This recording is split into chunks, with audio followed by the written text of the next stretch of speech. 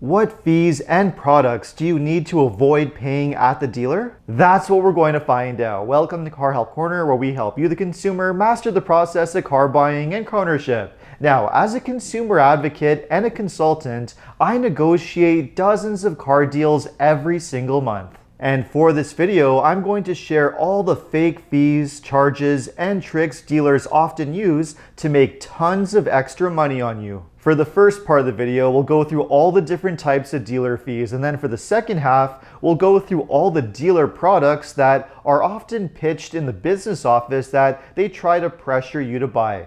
But first, let's get into all the dealer fees. And we should first start things off with what are the mandatory fees that you have to pay when buying a brand new car. So the best place to go for this is the manufacturer website. For example, here is a car that I just built on the Honda website, and we see we have a price breakdown that includes all the mandatory fees that you need to pay at the dealership. First, we have the vehicle's MSRP, or the manufacturer's suggested retail price.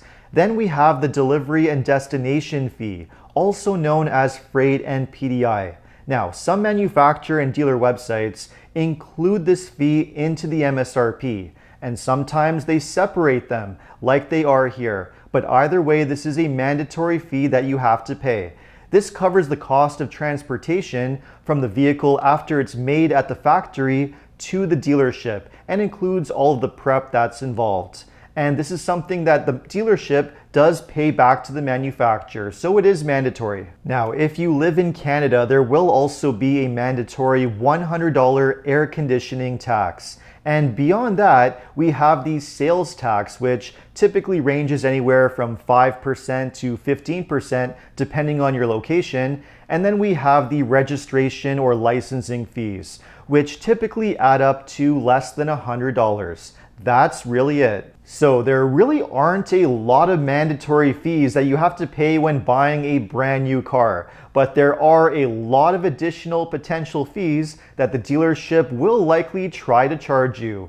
Let's start with the first one, which is any kind of documentation or administration fee. Now, the doc fee or admin fee typically ranges anywhere from $200 to $1,000. Some manufacturers do make it mandatory, but in most cases, this is an optional dealer fee that some dealerships charge and some don't charge. So if you are buying a brand new car and you see any kind of admin fee or doc fee, definitely try to negotiate that fee out of the price. Or if the dealership tells you it's mandatory and they have to charge it, try to negotiate a larger discount on the vehicle to offset that fee.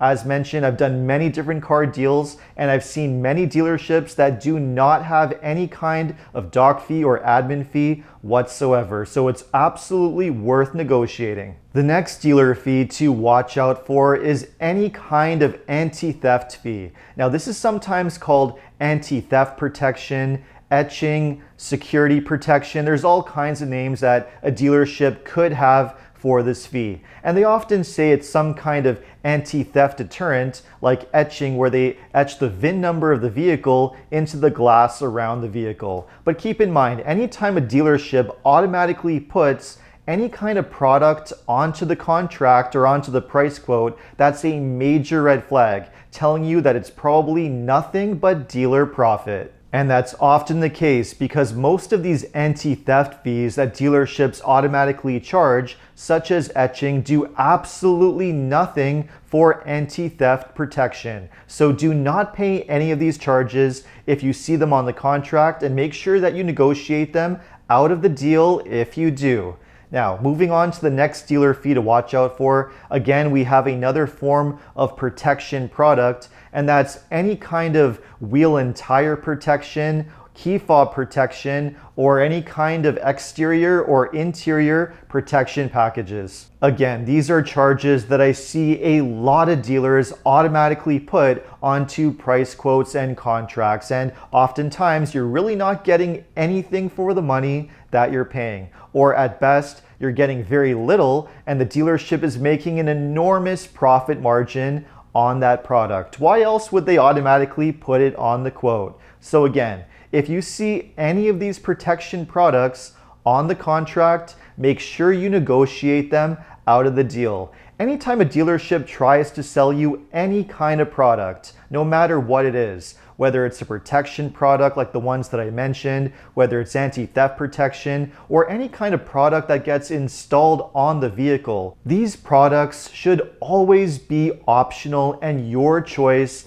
to buy. If a dealership tells you that any kind of products are mandatory and you have to pay them, well, that's considered tied selling because the dealership is not allowing you to buy the vehicle unless you buy products that go with it. And in many regions, tied selling is considered an illegal sales practice. So make sure to watch out for it. If a dealership tries to use tied selling on you, I would just walk away. Now, the next dealer fee to watch out for that could come up, but is a less common one, is any kind of dealer prep fee. Now, as mentioned, when you buy a brand new car, the freight and PDI, pre-purchase inspection or delivery and destination, is a mandatory charge. But the dealership should not be charging you an additional dealer prep or PDI fee on top of that, because that's nothing but double charging. So make sure to watch out for that and do not pay any kind of dealer prep. And the next fee that you should watch out for, now this one should be a given, and that's any kind of market adjustment fee or dealer markup. Now, this is nothing but a dealer profit fee that some dealerships might add to certain vehicles, specifically vehicles that are in very high demand with limited supply, where the dealership may feel that they could demand an additional profit on. Now, markups tend to be quite rare in 2025. This was a practice that was far more common back during the pandemic when there was a major car shortage. But believe it or not, it is still happening in 2025 for certain brands and certain dealerships. So if you see any kind of markup or market adjustment fee, absolutely do not pay it or shop somewhere else. So obviously there are a lot of fees to watch for when buying a brand new car, but the best place to go to get started, as mentioned, is the car manufacturer website. That's what's going to show you what the mandatory fees are, what you should pay, and what to watch for when you go to the dealership. And if the dealership's price quote or contract includes any charges that you did not see on the car manufacturer website, well, you should definitely point them out, either negotiate them out of the price or negotiate a larger discount to offset any of those charges. Now, let's say you managed to negotiate a really good deal that you're happy with. Now you're going to come to the last step of the car buying process, where the dealership is going to take you to the F&I or business office, and they're going to try and sell you all kinds of products and extras. And oftentimes, many of these products make a ton of profit for the dealership. Sometimes they make more profit off of selling these business office products than they make on the price of the car itself. So it's highly profitable for the dealer. But that does not mean that you should be paying for any of these products. So let's go through them, starting with the most popular one, which of course are extended warranty plans. Now, I do believe there is a time and place for extended warranties. If you are buying a vehicle that has a very good reputation for being reliable, well-made, and largely trouble-free, and if you don't do a lot of driving, well, then it's not a good idea to waste money on an extended warranty because you're probably not going to use it and benefit from it. Even for a modern vehicle that has a lot of technology and features, it's not worth it to buy. When is it a good idea to consider an extended warranty? If you're buying a vehicle that might not have a very good reputation for being reliable, a high-end luxury vehicle, which are known to be very expensive to repair if anything goes wrong, and they tend to be a lot more complicated with a lot more technology. And if you do a lot of driving, at least 16 to 20,000 miles per year, or at least 20 to 25,000 kilometers per year, when you're going to put a lot of wear and tear on the vehicle. In those situations, an extended warranty plan might be worth the money, but you have to make sure that you get a very good price on it, negotiate a good deal. Everything's negotiable, including extended warranty plans, so don't overpay for it, and make sure that it's an original manufacturer extended warranty. Do not buy an aftermarket third-party extended warranty from a company that you've never heard of. Often than not, these products are not very good, and dealerships make a lot of additional profit on them. So do not buy a third-party warranty. Only go for an original manufacturer extended warranty if you want to buy it. Now, the next product that the dealership may try to sell you in the business office is a maintenance plan. Now, I can't really say that I'm a huge fan of maintenance plans because I don't think they really offer a whole lot of value. If you pay a few $1,000s for a maintenance plan, sure, all of your maintenance is going to be covered for, say, the next 2 to 3 years. But are you really saving any money? The short answer is no. You're just paying for that maintenance in a different way. You're paying for all of it up front when you purchase the vehicle instead of spread out over a long period of time, over that 2 to 3 year period. So I would not waste money on a maintenance plan because you're really not saving anything in the long run. One product that I would consider purchasing, however, is rust protection. Now, you have to be very careful with this one. If you live in a location where rust is possible, such as the northern US or Canada, where salt is used on the roads during the winter time, rust protection is a good idea. It's going to protect the vehicle, keep it in good shape, maintain the resale value, and prevent problems in the long run. But that does not mean you need to buy rust protection from the dealership. Oftentimes, dealer rust protection is ridiculously overpriced, way too expensive, and sometimes they use poor quality products that don't even work very well or don't work at all, such as the electronic rust protection modules. If you want to get rust protection, go to a reputable company from a third party. I recommend Crown Rust Control, but there are many others that use oil spray products where they spray the entire vehicle with a really good oil spray product. It's going to keep the vehicle nicely protected, and if you get it done every few years, you're not going to have any rust issues. And it's not even that expensive, typically only around $150 to $170. Much better than the dealer products. The next products that the dealership may try and sell you in the business office is some kind of interior protection or paint protection. Now, this might come in different forms, including a clear film protection where they cover the front of the vehicle with a protective film that protects it from any kind of stone chips or road debris, or it could be some kind of paint coating such as ceramic paint protection, which keeps the paint looking nice and shiny.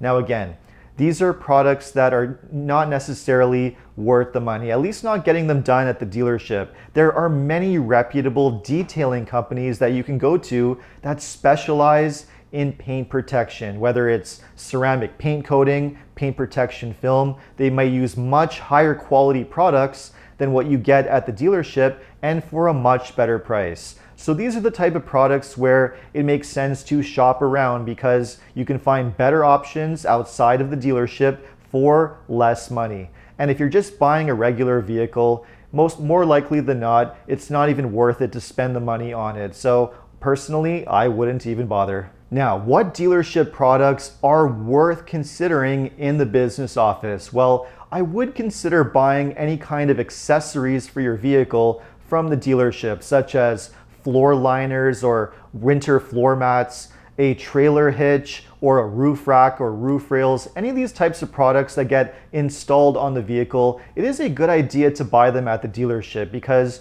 you know they're going to be original manufacturer products that will be covered under warranty, and you're not going to have any kind of installation issues when you put them on the vehicle. So products like that, definitely worth considering to buy from the dealership. Another product that I would consider buying at the dealership if you're leasing a vehicle is lease protection.